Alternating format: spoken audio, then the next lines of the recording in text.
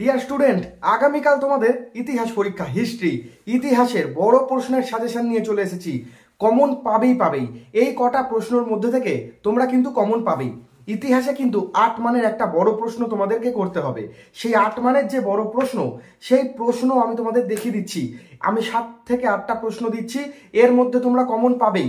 6 থেকে 7টি প্রশ্ন তোমরা করে যাবে, তাহলে কিন্তু কমন তোমরা পাবেই। বড় প্রশ্ন 8 মানের যে একটা বড় প্রশ্ন থাকে, সেই প্রশ্নটা কিন্তু তোমরা কমন পাবেই।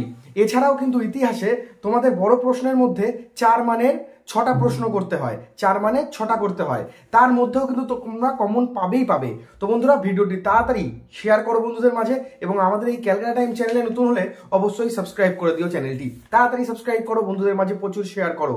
দেখো, কালকে ইতিহাস পরীক্ষা, ইতিহাসে নাম্বার তোলা প্রচন্ড সোজা।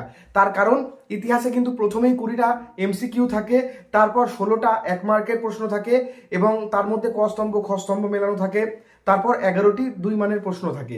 তো আমি এর আগে সাজেশন দিয়ে দিয়েছি, আমার চ্যানেলেই রয়েছে, তাড়াতাড়ি গিয়ে তোমরা সাজেশনগুলো দেখে নাও। এমসিকিউ, এসএকিউ, 4 মানের প্রশ্ন সাজেশন আমি দিয়ে দিয়েছি, সেগুলো দেখে নাও। আর আজকে আমি তোমাদের 6 থেকে 7টা বড় প্রশ্ন বলে দিচ্ছি, এগুলো তোমরা করে যাও, তোমাদের কমন আসবে গ্যারান্টি সহকারে বলছি। এর মধ্যেই তোমরা কমন পাবে। বড় প্রশ্নগুলো দেখে নাও, এর মধ্যে তোমরা কমন পাবে। তোমরা ভালো করে একটু দেখে নাও। দেখো, 8 মানের প্রশ্ন। প্রথম প্রশ্ন রয়েছে এখানে, বাংলার কারিগরি শিক্ষা বিকাশের উদাহরণ দাও। দ্বিতীয়, 19 শতকে বাংলায় সমাজ সংস্কার আন্দোলনে ব্রহ্ম সমাজের কি ভূমিকা ছিল। খুব ইম্পর্টেন্ট, অবশ্যই এগুলো ভালো করে পড়ে যাবে। এগুলো 8 মানের প্রশ্ন, তোমাদের কিন্তু একটু বড় করে লিখতে হবে। বঙ্গভঙ্গ বিরোধী আন্দোলনে নারী সমাজের ভূমিকা কী ছিল এবং তাদের সীমাবদ্ধতা আলোচনা করো। ভূমিকা লিখবে এবং সীমাবদ্ধতায় তোমরা 3টে বা 4টে পয়েন্ট করতে পারো। এরপর হচ্ছে মহাবিদ্রোহের চরিত্র বিশ্লেষণ করো। তারপর হচ্ছে সশস্ত্র বিপ্লবী আন্দোলনে নারীদের ও ছাত্র সমাজের ভূমিকা কী ছিল। নারীদের ভূমিকা বলে তোমরা একটু লিখবে, আবার ছাত্র সমাজের ভূমিকা বলে তোমরা একটু লিখবে। 8 মানের প্রশ্ন যেহেতু, তোমাদের কিন্তু এই প্রশ্নগুলোর উত্তর বড় করে লিখতে হবে। এরপর হচ্ছে বাংলার নবজাগরণ বলতে কি বোঝো। এই নবজাগরণের সীমাবদ্ধতাগুলো কি কি। নবজাগরণ বলে কি বোঝো তোমরা লিখলে, তারপর এর সীমাবদ্ধতা 4 থেকে 5টি পয়েন্ট তোমরা লিখতে পারো, বা একবারও লিখতে পারো।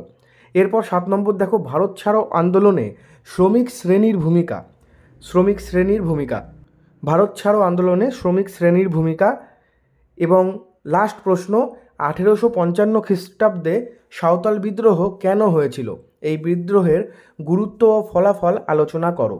তো বড় প্রশ্ন যেহেতু, তোমরা গুরুত্ব এর 2-3টে পয়েন্ট করলে, ফলাফলটা লিখলে, এইভাবে কিন্তু করবে। এগুলো বড় প্রশ্ন, এর মধ্যে তোমরা কমন পাবেই। এই যে 8টা প্রশ্ন দিলাম, এই 8টা প্রশ্নর মধ্যে খুব ইম্পর্টেন্ট, তোমরা প্রত্যেকটাই করে দেবে। প্রত্যেকটা করে গেলে কিন্তু এর মধ্যে থেকে তোমরা একটা কমন পেয়েই যাবে। আর লেখা পরীক্ষায় ইতিহাসে কিন্তু তোমাদের মাত্র 15 তুলতে হবে। ইতিহাস কেন, মাধ্যমিকের ক্ষেত্রে প্রত্যেকটি পরীক্ষায় লিখিততে 15 তুলতে হবে, এবং প্রজেক্টে 10 রয়েছে। সেই জায়গায় দাঁড়িয়ে ইতিহাসে কিন্তু এমসিকিউ, এসএকিউ অনেক নাম্বারের রয়েছে। 8 নম্বরের আমি সাজেশান দিয়ে দিলাম, এর মধ্যে তোমরা কমন পাবেই। এবং দেখে নাও এমসিকিউ এবং এসএকিউ সাজেশান আমি তোমাদের কিছু এসএকিউ সাজেশান দেখিয়ে দিচ্ছি, প্রশ্ন ও উত্তর সহকারে। দেখে নাও।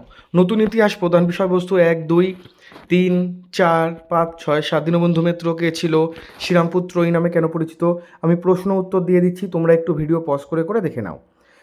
মাদ্রাসা কবে প্রতিষ্ঠা করে, এশিয়াটিক সোসাইটি কবে প্রতিষ্ঠা করে, ব্রহ্ম সমাজ কে প্রতিষ্ঠা করে, লালন ফকির কে ছিল, বিধবা বিবাহ সম্পর্কে।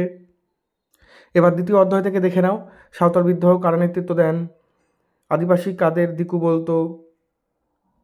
এরপর ফরাজি আন্দোলনের প্রতিষ্ঠাকে, হিন্দু মেলার অপর নাম, স্বামী বিবেকানন্দের লেখা কয়েকটি গ্রন্থের নাম, রবীন্দ্রনাথ ঠাকুরের লেখা স্বদেশীমূলক গ্রন্থের নাম, কারা সারা ভারত কিষাণ কংগ্রেস প্রতিষ্ঠা করে, মিরাট ষড়যন্ত্র মামলা কবে শুরু হয়, সালগুলো মনে রাখবে ভালো করে, কারেঙ্গিয়া মরেঙ্গে উক্তিটি কার, বেঙ্গল কেমিক্যালকে প্রতিষ্ঠা করে, অঙ্গনামঙ্গল গ্রন্থের চরিত্রগুলিকে এঁকেছেন, বর্ণপরিচয়কে রচনা করে, শ্রীরামপুর মিশন প্রতিষ্ঠিত হয় কত সালে। এই যে এমসিকিউগুলো মানে এসএকিউগুলো রয়েছে, এগুলো অবশ্যই তোমরা একটু দেখে যাবে, ঠিক আছে। অপারেশন পোলো কি কত সালে হয়, মাতোয়া সম্প্রদায় প্রতিষ্ঠা কে করে, কে ডন সোসাইটি প্রতিষ্ঠা